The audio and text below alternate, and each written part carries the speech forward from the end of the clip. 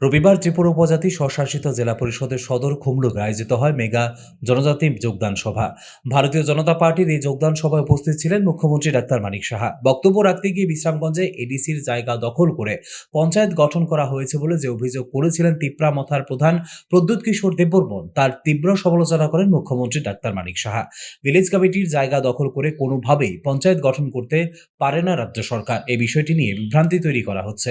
সাম্প্রদায়িক সুরসুরিতে কোনো কাজ হবে না বলে এদিন জানিয়েছেন মুখ্যমন্ত্রী ডাক্তার মানিক সাহা। সাম্প্রদায়িক সুরসুরি দিয়ে কোনো কাজের কাজ কিচ্ছু হবে না। সবাই বুঝে গেছে যে আপনারা কি চান এবং কিভাবে আপনারা বিভ্রান্ত করেন, সেটা সবাই জেনে গেছে। ঘুম থেকে উঠেই খালি খুঁজা কিভাবে ইস্যু তৈরি করা যায়, এবং এই ইস্যুর আমি সেদিন অদ্ভুত আমার কাছে লাগলো। কি বলছেন যে নগর পঞ্চায়েত, এই বিশ্রামগঞ্জে যে নগর পঞ্চায়েত হচ্ছে, ডেভেলপমেন্টের জন্য অনেক জায়গায় অনেক কিছু হয়। আজকে আমাদের এডিসির মধ্যেও টাউনশিপও হবে, তার জন্য হবে, আমরা করব। এবং এখানে নন এডিসি এলাকায় পঞ্চায়েত হবে, সেখানে ডিমান্ড। তো সেখানে নগর পঞ্চায়েত যদি হয়, সেখানে এডিসির নাকি অংশ নিয়ে গেছে। এরকম মানুষকে বিভ্রান্ত করার জন্য নতুন ভাবে আরেকটা চিন্তা ভাবনা। এবং আমি দেখলাম সেখানে গিয়ে, আরে যারা অফিসার তারা ভুলেও এই কাজটা করবে না যে কোনো অবস্থায় ভিসির জায়গা পঞ্চায়েতে নিয়ে যাবে আর পঞ্চায়েতের জায়গায় ভিসিতে নিয়ে আসবে। কারণ তার চাকরি করতে হবে, তার কোর্টে যেতে হবে যদি ভুলভাল করে। কাজেই মানুষকে শুধু বিভ্রান্ত করার জন্য সেখানে যখন যিনি অফিসার ছিলেন উনি বললেন যে আমরা কোনো অবস্থায় ভিসির কোনো জায়গা আমরা নেইনি। ম্যাপের কথা বলছেন, স্কেল ম্যাপের কথা বলছেন। আরে স্কেল ম্যাপ এটা director of land records and settlement তারা দেখবে।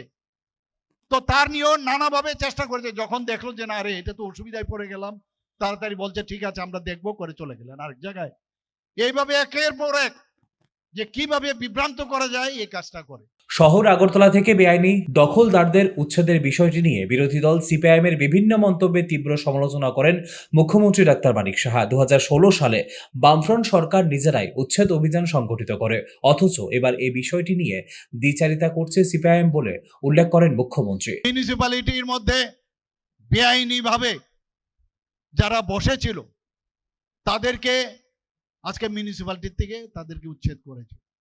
জনসাধারণের অসুবিধা হচ্ছিল, তাদেরকে পুনর্বাসনের যে বিষয় সেগুলো নিয়ে চিন্তা ভাবনা হচ্ছে।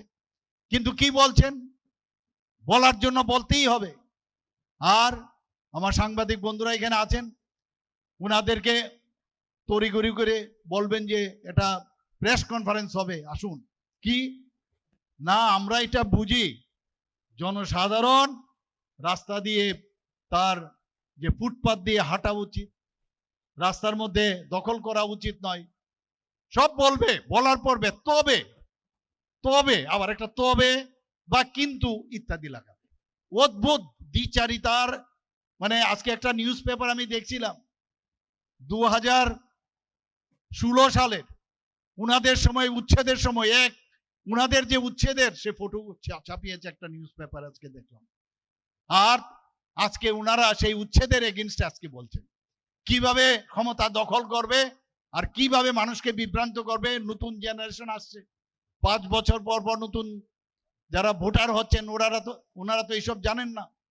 কিন্তু যখন এই পিকচারগুলো দেখবেন, তৎকালীন সময়ে যেভাবে খুন সন্ত্রাস, অগ্নিসংযোগ এবং যেভাবে আমাদের মা বোনদের উপর অত্যাচার এবং বিরোধী দল করার অপরাধে যেভাবে অত্যাচার করা হয়েছে, সেইগুলোর পিকচারগুলো যদি দেখানো হয় তাদের লজ্জার, তারপরে কোনো অবস্থায় তারা কিন্তু লজ্জিত হন না। তারপরেও বলবেন যে এখানে জল নেই, এখানে গ্যাস নেই, এখানে চাকরি নেই, কর্মসংস্থান নেই ইত্যাদি। মুখস্থ করা কতগুলো জিনিস আছে, সেইগুলো নিয়ে সারাক্ষণ ওনাদের কাজ।